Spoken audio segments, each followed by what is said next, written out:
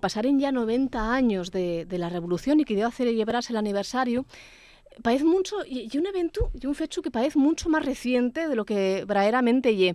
Y yo achacolo a una cosa, que lle que nosotros non tuvimos conocimiento, o por lo menos conocimiento historiográfico de la Revolución, non vimos plasmada la Revolución nos libros de texto, aunque sea ella simplemente un párrafo, hasta va pues 40 años. Es decir, por lo menos ahora hay un párrafo, pero va 40 años y era muy difícil atopar nada de la Revolución. Primero porque no había estudios. El franquismo también acabó con eso, acabó con un estudio histórico, con un estudio riguroso, que solamente son a romper nos años 60, de forma, bueno, pues, de forma pionera David Ruiz, con el estudio del movimiento obrero, y en los años 70 Paco Ignacio Taibo, que tuvo la suerte pues de poder contar con un montón de testimonios de xente todavía vivo de la Revolución del 34, ¿no?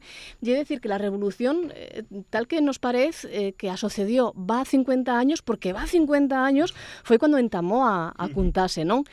Quiere decir eso, que ya está todos los deberes por hacer y que los asturianos y las asturianas conocemos absolutamente todo lo que tenemos que conocer al rodio de esa revolución, de lo que llevó a esa revolución y las consecuencias que trajo. Pues evidentemente no, pero claro, chocamos ya pues con el sistema educativo, que también tiene muchas dificultades para enseñar no solamente este, sino otros periodos.